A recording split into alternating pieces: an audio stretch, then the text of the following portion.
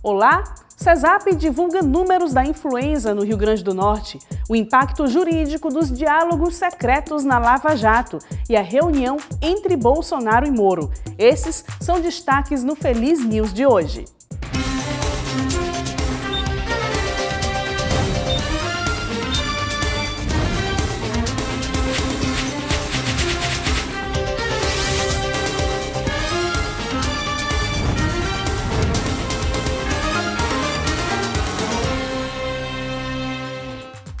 A Secretaria de Estado da Saúde Pública, CESAP, divulgou o novo boletim da influenza do Rio Grande do Norte. Foram notificados 189 casos de síndrome respiratória aguda grave. Ao todo, 94 casos foram confirmados por laboratório, dos quais 68 foram positivos para influenza AH1N1, 8 para influenza A, 7 para influenza AH3N2 e 11 para vírus sincicial respiratório.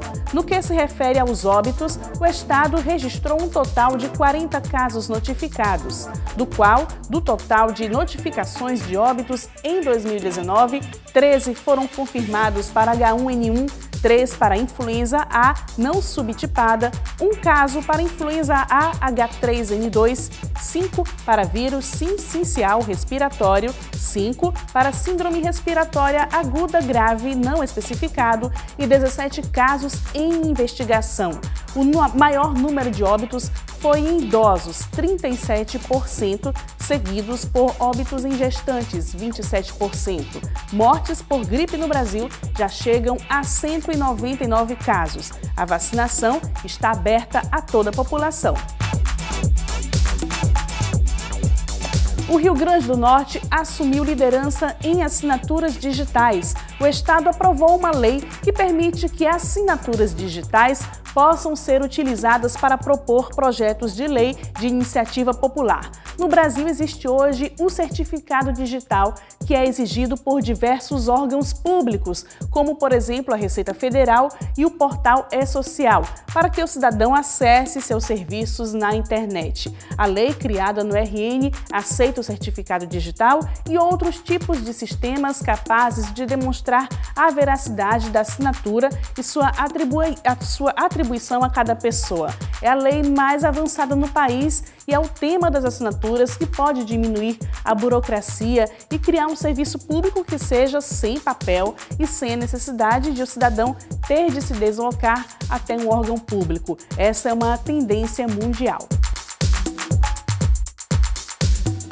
O Hemocentro do Rio Grande do Norte precisa de sangue de todos os tipos. O estoque está em nível crítico e o fornecimento de sangue e componentes para a rede hospitalar está comprometido. O Hemonorte tem em estoque pouco mais de 200 unidades, um número abaixo do necessário para suprir a demanda diária, que é de 800 bolsas por dia prontas para o uso. O sangue não tem substituto e, por isso, a doação é voluntária e fundamental. Pode doar sangue qualquer pessoa que tenha entre 16 e 69 anos, mais de 50 quilos, além de não ter ingerido bebida alcoólica nas últimas 12 horas, não ter também tomado a vacina contra a gripe nas últimas 48 horas e não ter tido hepatite após os 11 anos de idade. Jovens com 16 e 17 anos podem fazer sua doação acompanhados de um responsável legal. O Hemocentro do RN distribui sangue e hemoderivados para todos os hospitais públicos e mais os leitos dos planos de saúde cadastrados. O Hemonorte está localizado na Avenida Alexandrino de Alencar, número 1800, no bairro Tirol. O governo do estado reuniu nesta segunda o secretário estadual de saúde, Cipriano Maia, o secretário adjunto de saúde, Petrônio Spinelli, e técnicos da pasta, e tomou a decisão de manter as atividades do Hospital Rui Pereira. Ficou definido que será renovado o contrato de aluguel pelo período que for necessário e serão realizados novos laudos de avaliação das condições estruturais para o funcionamento do prédio onde está instalada a unidade de saúde.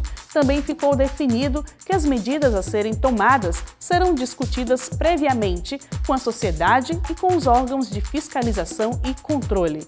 O objetivo do governo é, além de manter as atividades do Hospital Rui Pereira, melhorar e ampliar os serviços prestados com ganho de qualidade e quantidade. A CESAP já tinha emitido uma nota alegando que não havia nenhuma decisão sobre um possível fechamento do Hospital Rui Pereira. Isso foi notificado na imprensa, foi divulgado.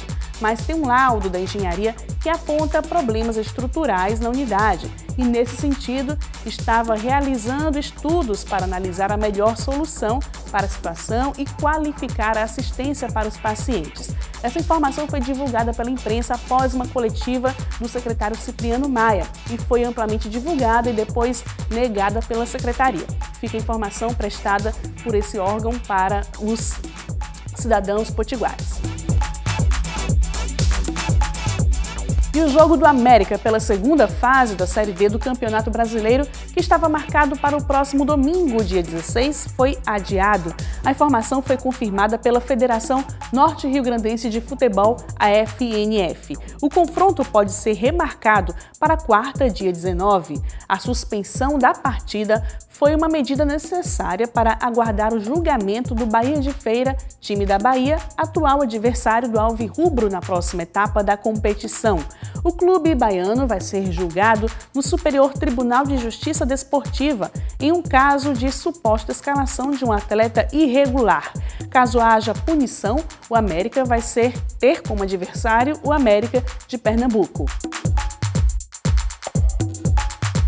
O ministro Gilmar Mendes liberou um pedido de liberdade apresentado pela defesa do ex-presidente Lula. Gilmar havia pedido vistas no mês de dezembro de 2018, quando na segunda turma do Supremo já havia 2 votos contra o ex-presidente. No centro do argumento está a suspeição do ministro Sérgio Moro. O que é suspeição? Esse termo jurídico significa impedimento. Em direito diz respeito à imparcialidade do juiz no exercício de sua função. É dever do juiz declarar-se impedido ou suspeito, podendo alegar motivos de foro íntimo. Na época, os advogados de Lula apontavam como indício o fato de que, ao aceitar o cargo de ministro, Moro sugeria ter um lado. Os diálogos divulgados pelo site The Intercept Brasil podem reforçar esse argumento. Além do voto de Gilmar Mendes, ainda faltam os de Ricardo Lewandowski e de Celso de Mello. O voto de Celso de Mello é o que vai ser decisivo. É possível que o julgamento já ocorra hoje. E no Congresso, deputados do PT, PSOL e PCdoB prometem tentar obstruir todas as votações enquanto Moro não for afastado do Ministério da Justiça. O presidente Bolsonaro e o ministro Moro se encontraram rapidamente no Palácio da Alvorada nesta manhã. Foi o primeiro encontro entre eles desde o vazamento das mensagens privadas com Moro e procuradores da Lava Jato. De lancha, eles foram para um evento da Marinha e Moro foi condecorado com a Medalha de Ordem do Mérito Naval. Os dois se sentaram lado a lado durante a cerimônia, que teve também a participação de outros 13 ministros do governo. Trechos de mensagens atribuídas a procuradores da Lava Jato e a Sérgio Moro, quando ele era juiz federal responsável pela Operação Lava Jato em Curitiba, foram divulgados pelo site The Intercept Brasil. Os diálogos podem colocar em xeque a sua isenção nos processos. Moro e os procuradores denunciaram que tiveram seus celulares hackeados. A OAB recomenda o afastamento de Sérgio Moro e de procuradores da Lava Jato. Já a Associação de Procuradores Federais saiu em defesa da Lava Jato. O Conselho Nacional do Ministério Público estaria dividido sobre se abre ou não uma investigação sobre Deltan Dallagnol, líder da Lava Jato. 4 dos 14 integrantes do Conselho indicados pelo Congresso e pela OAB querem abrir o processo. Outros 8 representantes dos Ministérios Públicos Estaduais e da União estão, na maioria, em silêncio, assim como os 2 indicados pelo Supremo e pelo STJ. Também é o que afirma a colunista Mônica Bergamo. Mais de uma entre as vítimas do hack de celulares descreveu ter recebido uma ligação do seu próprio número. É que o indício de que celulares foram clonados pelo aplicativo Telegram, que tem a fama de ser mais seguro que o WhatsApp, na verdade não é. O Telegram ele mantém um backup com as informações dos dados dos seus servidores. Se a pessoa tiver um celular clonado, carregando o mesmo número do dono original, é possível que quem hackeou pode baixar a cópia de segurança e ter acesso a todas as conversas que não foram apagadas. Esse é o caso que provavelmente aconteceu com os políticos, com os representantes da Lava Jato que tiveram celulares hackeados. O endividamento das famílias subiu o quinto mês consecutivo em maio. É o que diz o levantamento divulgado pela Confederação Nacional do Comércio de Bens, Serviços e Turismo nesta terça. Em maio, o percentual de famílias brasileiras endividadas foi de 63,4%, um aumento de 0,7 ponto percentual em relação a abril. O indicador considera dívidas com cheque predatado, cartão de crédito, cheque especial, carnê de loja, empréstimo pessoal, prestação de carro e seguro.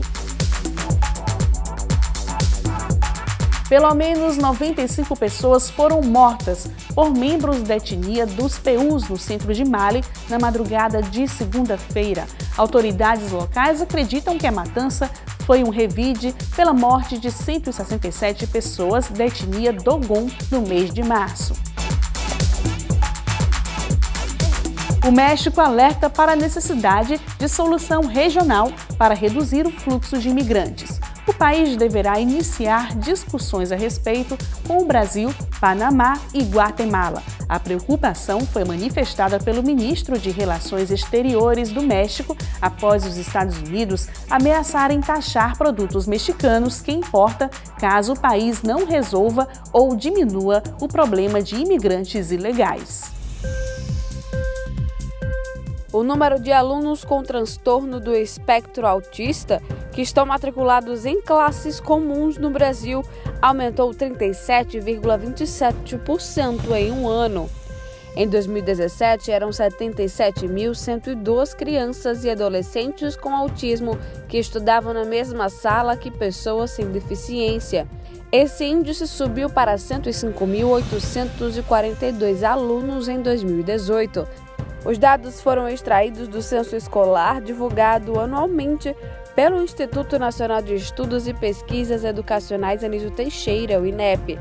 São considerados tanto os estudantes de escolas públicas quanto de particulares. Esse aumento no número de matrículas acompanha uma exigência legal. Pelos princípios constitucionais, nenhuma escola pode recusar a entrada de um aluno por uma deficiência, nem mesmo as da rede privada. Há inclusive uma política nacional específica para pessoas com TEA, sancionada em dezembro de 2012. Pela Lei Berenice Piana, como é conhecida, é direito da pessoa com autismo acesso à educação e ao ensino profissionalizante. Conforme mostram os dados do censo, o aumento das matrículas indica que as escolas deram um passo em direção à inclusão. No entanto, permanece um desafio: ir além da mera presença em sala de aula. É necessário assegurar que os alunos com autismo estejam aprendendo. Ainda faltam recursos de diversas ordens: adaptação de conteúdo para alunos com autismo, formação adequada de professores, ações de combate ao bullying, elaboração de avaliações específicas. Não é possível sequer afirmar que todos os alunos com autismo têm as mesmas necessidades. Alguns podem precisar de uma maior flexibilidade do currículo. Outros exigem um acompanhante que desenvolva um sistema de comunicação alternativa com o professor regente e os colegas. A expressão verbal é um dos principais pontos de dificuldade da pessoa com TEA. Há quem precise, além disso, de um cuidador por questões de higiene pessoal. E esse foi mais um Feliz News. Obrigada pela companhia, um ótimo dia para você e até a próxima.